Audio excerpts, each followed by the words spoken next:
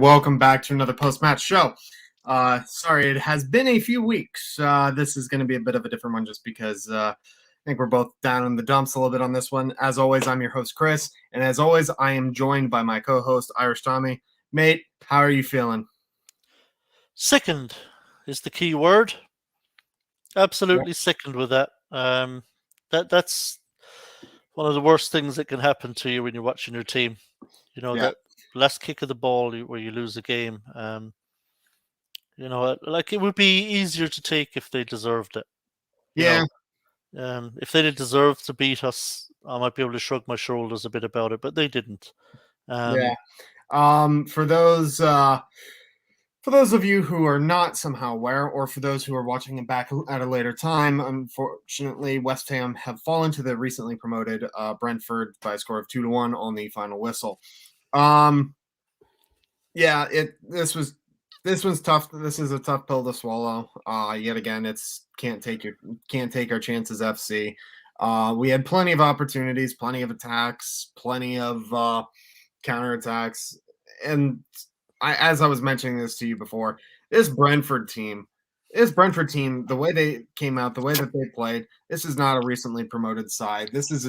That felt more like a Premier League top half Premier League side that has been in the league for over a decade. It's just it's just one of those where we just didn't do enough. Yeah, they're a good side, Brentford. They're a very good side. They got some good players. They're well coached. Like I say, they don't look like a team that's going to struggle whatsoever this season. Um, and yeah, credit to them. They're a good side. They stuck three past Liverpool last week, so they're not mugs. They're a good side, and they'll cause lots of teams plenty of problems. So um, yeah, I was quite impressed with them at times today, I have to say. Yeah, and I mean, yeah, obviously credits due when credits due. Um, but I mean, just overall, weren't good enough. That's nothing really Yeah, I mean, else about it. yeah, first half we were completely off the boil. We were off the pace of the game, really flat. Brentford completely dominated us. I mean, in that first half, well, at least for the first 30 minutes, it was all Brentford. Um, it took us half an hour before we got any kind of foothold in the game. Brentford started much the better, and I was worried about this game actually. I know Neil just mentioned it there that he was a bit worried about this game. I was as well. I was worried that we might come out flat, and we definitely came out flat. We were not up to the pitch of this game at all. Um, just such a slow start from us, and Brentford hit the crossbar very early on. Had another header, I think, that just flashed wide of the far post. So the writing was kind of on the wall from early on. Um, and obviously the goal came for them eventually. It was a terrible goal for us defensively, it has to be said, um, but it was coming, and Brentford were deserved of their lead. But defensively, especially, we were really shaky in the first half, and Zuma and Ogbonna really got caught out badly on that goal, both of them. Yeah, Um, it was poor. But yeah, Brentford, you have to say, in those first 30 minutes, especially, were really good. We just were not at the races. And, this is something that may happen at times because of our Europa League games. We may be off the boil a little bit, on yeah. the Sunday. And I that's how it panned out today in that first half. I agree with you to a degree, but first of all, we're now heading into an international break where most of these players have 2 weeks off where they're not going to be doing anything. So I get that, but they can give a little bit, especially the players who aren't going to be on international duty, can give a little bit more in that kind of to kind of make up grounds. But also the fact that we didn't use a single substitution, I don't understand that. Um, I mean, get some fresh legs on. I mean, even if you just wanted to settle for the point, get some more defensive players on. Get some fresh legs to be able to help defend when they're bringing on their fresh players. That didn't make any sense to me. Yeah, well, look, Moyes and substitutions obviously has been a long-running It's discussion. a tumultuous relationship. Yeah. Now today, obviously, I suspect in that second half that we were battering them. Let's be honest. They weren't getting near our goal. They were almost completely defensive. And the thing was, we were getting into very good positions, creating some very good opportunities, and just not taking them. And I think Moyes probably felt that we were so on top that maybe he didn't want to mess with it. Um, so there have been times when I felt substitutions were definitely necessary, but maybe he looked at the bench and thought, is Yarmolenko going to turn the game on its head? Will Lanzini turn the game on its head? Will Vlasic turn the game on its head? And it's hard to second guess it. I would have brought in Maybe, Crawl. maybe, yeah, maybe they could have come in and made a difference. It's hard to know, but I think had we still been struggling, I think he would have been more inclined to make changes. But I think he probably felt that we were so on top and we were battering them really, but just weren't scoring, that maybe he decided to just leave it alone. But yeah, he could definitely have used some subs, of course. But um, like I say, it's hard sometimes to second guess if making those subs would have changed things for us or not. But Yeah, um, it's not, I'm not overly pushed about that today, to be honest. For me, it was just us not playing well, first of all, in that first half, being so poor. But the second half, we were all over them, but we just weren't clinical enough. Bowen missed an absolute sitter of a header. And he should have equalised with, much earlier. And, there were other opportunities when shots could have been taken on, but weren't. Final ball wasn't played when it should have been. And, we weren't as sharp today as we have been in previous games. Um, but it's just one of those funny games. Like, we didn't deserve to lose it. We really didn't. we And didn't that, deserve to lose it, that but based on the performance, we also didn't deserve to win. I thought a draw would have been a fair result, but obviously that's not meant to be.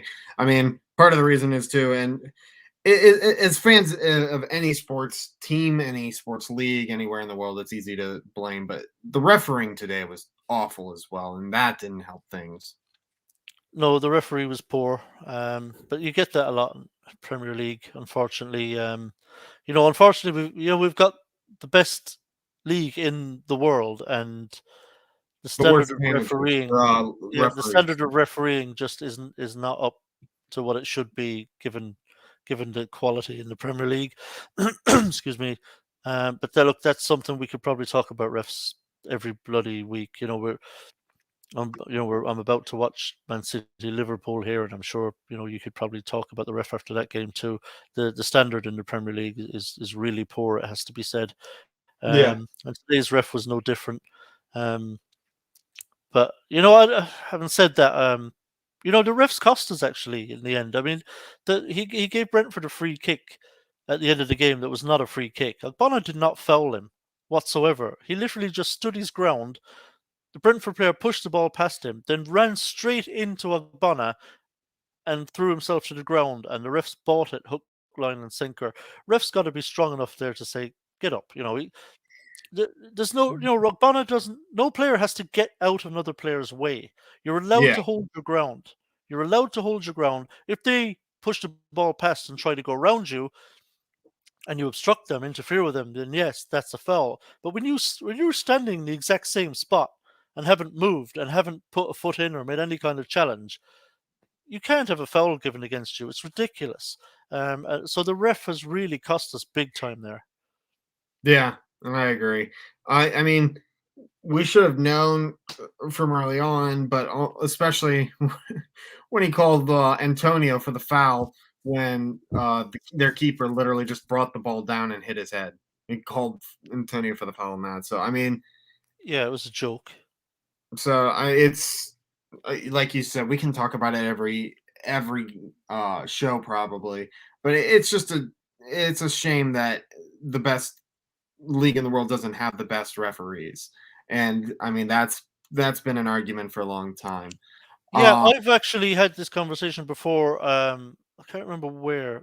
Um, that might have been I was on with Lee, maybe on one of the late night shows. But um, listen, the Premier League buys the best players from around the world. Why shouldn't we import the best referees from around the world? Good point. Bring in the very best referees in world football, pay them well, and let them referee Premier League games. We've got the best product on the planet when it comes to this sport, and why shouldn't we be bringing in the best referees in the world to officiate it? Yeah. Because if we've got only domestic refs and officials, then clearly that's the standard will not be good enough because you just can't produce enough of them to have the highest possible standard. There's really not much you can do right now about refereeing incompetence because you're stuck with these refs. You can't, the referees aren't growing on trees.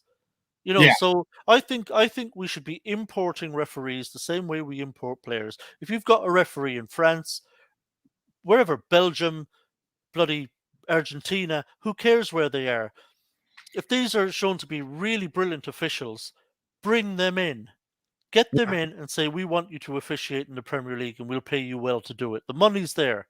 Um, so that's what I think should be done to improve the standard or the overall standard of refereeing. Yeah, I agree. And yeah, like you said, we can talk about this all day, every match or every show. But let's get back to the match a little bit. Like we've been saying, it just not good enough. I want to know where we need to improve off of this most. Who needs to do the most improvement, improving what we can do? What are your thoughts? Look, I don't want to have a knee-jerk reaction and throw the baby out with the bathwater. Look, it's one loss. Yeah. We've been very good this season, and we'll bounce back from this, and we'll still have a very good season. I've no doubt. This is just one of those games where we didn't play well in the first half, um, and got ourselves behind, but only by one goal, but only by one. So we weren't in too bad a shape at halftime, as long as we improved. And we did improve, I thought, significantly in the second half, even though we still weren't at our best. We upped the work rate, we upped the intensity, and we took control of the game. And Brentford were completely defensive almost in that second half. We just lacked the cutting edge in that final third. That's all that was really kind of missing in the second half. Um, so let's not get too carried away with one loss. Yeah. It was a sickener of a loss, and we didn't deserve it. They got a free kick that they shouldn't have gotten, um, and then scored from it. So it was a sickener, horrible to lose that way, but we didn't deserve to lose today. If we'd have taken a point from it, we'd have said, okay, wasn't our best day at the office, but we got a point where we didn't lose, and we struggled, dust ourselves down, we move on. We wouldn't be too disappointed. But just because we lost it at the death in the way we did, doesn't change the fact that we didn't deserve to lose it. And if we'd have got on and won it 2-1, you wouldn't have begrudged us because we bettered them second half. We really did, completely on top. So today was just unlucky in the end. In the end, the way we lost it was just really unlucky. Um, that's the vagaries of sport, Chris. So let's not have a knee-jerk reaction. We'll be fine. We've got an international break now. Most of the players will get a good rest. They'll be absolutely ready for the next game. Who is the next Uh, team against? you know what? I'd have to check. Off the top of my head, I can't remember who we play after the break. But look, the players will be ready for it, and we'll go again. And Yeah. we'll be all And right so in the long run. I think that's kind of the hit or the silver lining about this loss is that we have the 2 week break. And here, hold on just a second here. Our match after the break is away to Everton. Yeah. So Yeah. not going to be an easy one, but at least we'll be rested up for that. Yeah, we'll be rested. Everton are a decent side, but no more than that. We're well capable of matching them. So we've got a good chance that we could go up there. Mark is saying Tottenham next. No, hold on here. No, Everton is the 17th. Then we play Genk on Thursday, and then Tottenham Tottenham is home. our next home game. Yeah. Yes. Um, No worries, Mark. I just had to double check myself to make sure I yeah. wasn't like losing it. Yeah. No, look, we'll dust ourselves down. We'll go again. Yeah. Today was just one of those days. Bad day at the office. We had, unfortunately, too many players who were not performing today the way we expect them to. Um, Yeah. we had some players that had some poor games today. and it's cost us, unfortunately. But yeah, look, I mean, let's not be all doom and gloom. We're a Yeah, good yeah, side.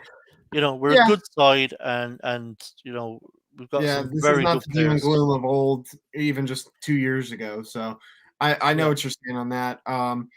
Let's get some positives away. What do you think we did well? Who do you think played well as well? What do you think? Uh, there weren't too many great performances in there. Um, I thought Cresswell had a good game. Um, Unfortunately, I think the other three at the back didn't. I thought Ogbonna was only average. I thought Zuma had a poor game. I thought Sofal was really average for his standards. Um, First half, I thought Rice and Socek were quite poor, actually. We were getting overrun Yeah, in midfield. They weren't in the game. Socek, I thought the whole game really was not good. Socek's form this season, for some reason, has not been great. He really needs to refine his form. He hasn't been good so far, unfortunately, and wasn't good again today. Um, Even the likes of Fornells, Benrahma weren't at it today. Um, a lot, I thought Bowen was really good today. Um, I know he missed that header where he really ought to have scored. He had some chances, where he should have done better, but I thought he actually had a good game overall. He did a lot of good things, Bowen. that was a hell Got, of a got goal. in, yeah, it was a great strike for the goal too. So I thought Bowen was really good. Um, I thought Fabianski was solid.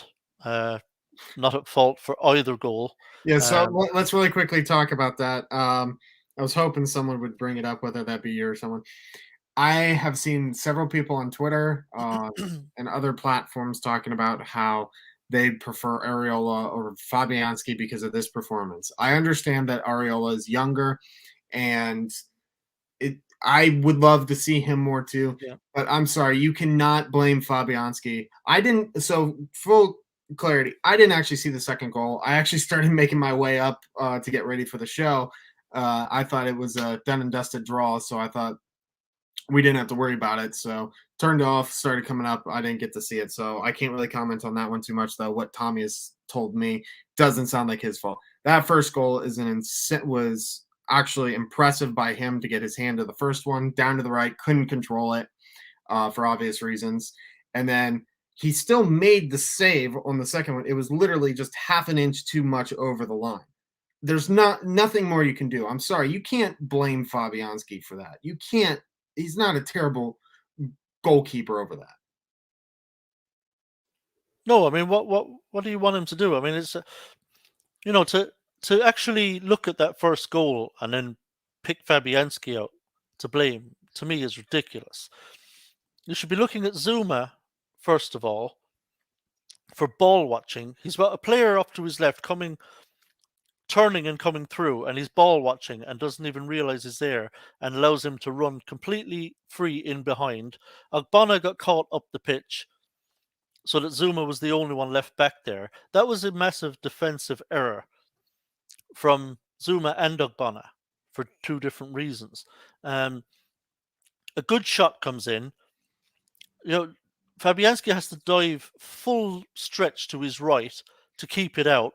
He can't do anything except get a hand to it. He can't control where it goes after it leaves his hand. He makes a really good effort to finish the rebound because Ivan Tony is running in because Ogbonna couldn't get back. And he's done his best to keep that out as well. And it was barely over the line, like a couple of centimeters over, but he parried that out as well. And then it got cleared by Ogbonna, but unfortunately, it would have been over the line. So the suggestion that Fabianski is any way at fault for that goal, to me, is only being made by someone with some kind of agenda against against Fabianski. Maybe somebody who's desperate for Areola to be put in goal, and And so yeah, they're like I looking said, for don't get me wrong. excuses. I'd love to It see sounds more. it sounds like certain people are looking for an excuse to dig out Fabianski. He was not at fault. Yeah, and yeah, like I said, don't get me wrong. I'd love to see more of Areola, and I Me think too. he is what. Me too. And I'm saying that as somebody I would like to see Areola replace Yeah, Fabianski because I do think there are certain things that Areola does better than Fabianski.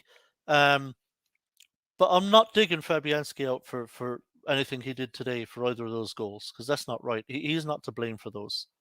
No.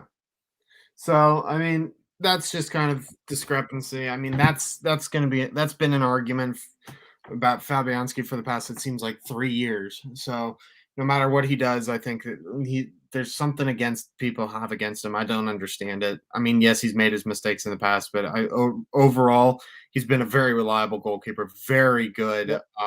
signing for us. So, I'm not going to dig him unless he deserves it. Yeah, exactly, and he doesn't deserve that today. He does not deserve to be blamed This for right either of here, those I goals. think that has a lot to do with it as well. Yeah. Well, I suppose he did. He had a very good season for Fulham last season as well. Yeah. Like I do really rate Areola. I have to Oh, I do say, too. I I think he's a really good keeper. And as I say, I'd like to see him as our number one keeper. So but I'm not digging Fabianski out for that today. No way. That's not on him. Neil, that is a very good question. I have been waiting for it for we've been waiting for it for over a year now. I have no idea. That man is so unlucky on goal. Um, I I hope so. That's He all I can will. He say. will. Eventually, he will. Um, but here's my prediction: Sofal will score, but it'll probably be like some really crazy fucking scrappy goal where he He just mishits randomly it. pulls Yeah, where he tactical pick mishits it, and out of where his he miss. arsenal. Yeah, I think it'll be one where he mishits it, but it's on target, and it takes like a big deflection off a centre back and goes in because he absolutely drills it, and it just drills it into a defender, and it Yeah. skews off him and beats the keeper, wrong That foots the might be the keeper. only way But he can because yeah, even if he's in a one-on-one situation, he has not done well. no, it's bless him. Look, he's a fullback. Fuck it, what are you gonna do? We don't expect him to have a silky finish, really, do you? But he'll score eventually. But look, they're going to be few and far between, I'm afraid. But Yeah, it's I'm absolutely. not. It's not his job. I'm not worried about that. So, kind of putting this match behind us, then obviously we have Everton after the break, and then we're back into the group stages against. I think it's Genk. home. Yeah, I think it's home to Genk. Yes, it is. So, Yeah. coming out of the break, we have 2 weeks, obviously. How do you think we're going to do? Or do you think we're going to kind of kick on with how we were before the Brentford match, or kind of press the reset and kind of get our feet about us and kind of push on from there? Yeah, I think we'll go to Everton and win. Here's my prediction. I think we'll win our next three. I think we'll go to Everton and beat them up there. And then I think we'll beat Genk at home, and then I think we'll beat Tottenham at home on the Sunday. So yeah, I'm still very positive, still confident. The rest will do the players good. Yeah, So yeah, I'm still positive. I think we'll get back to our winning ways after the break. yeah, Today's one of those days you just have to accept it for what it is. yeah, yeah. We got Swallow the pain robbed. and move on. Yeah, we got robbed. We got I robbed today. It happens, but can't remember. yeah, he did have one that went in, but it was given as an OG. So Okay. technically, we can't give it to him. I'm And afraid. going back Um, to your comments about the doom and gloom, um, it also should be noted, as someone pointed this out the other day, in all competitions, even including preseason, this is only our second loss in the last 20 matches. So, I mean, this is kind of an unusual feeling at the moment for us. So that's kind of where it's at. Like it sucks, but we just kind of have to swallow the pill and move on. yeah, that's why I haven't gone on Twitter yet because I don't want to go on there having to read tweets from people losing their shit about nothing. You Yeah, know, fair enough. um, it happens. We get robbed. I'm sure there'll be another game this season where we really don't play well and we're second best and we nick a bloody win and rob someone else. It's sport. It happens. Um, Team Charlie. you know, don't get carried away. About it. We got robbed at the end. Um, I disagree. Yeah, I don't think Brentford deserve to win that game. Um, they I think we deserve to did be enough to deserve a yeah draw. yeah they deserve to be leading at the break. Um, I don't think they nailed it from start to finish. I thought second half, most of the second half, we battered them. Um, they didn't get a sniff at goal really second half. minus two goals. Apart from I think was that their second shot. Well, the winner I think was their second shot maybe in the second half. So I disagree. They deserve to win it. I think we were worthy of a point for our second half endeavors, This but is a hell of a quote. that's the way it goes. Yeah, well, true. But look, it is what it is. We dust ourselves down. We'll be fine. We'll be fine. Sometimes you just have to accept that these things happen in sport where you just get a sickener like that. Especially, it's kind of like a double whammy.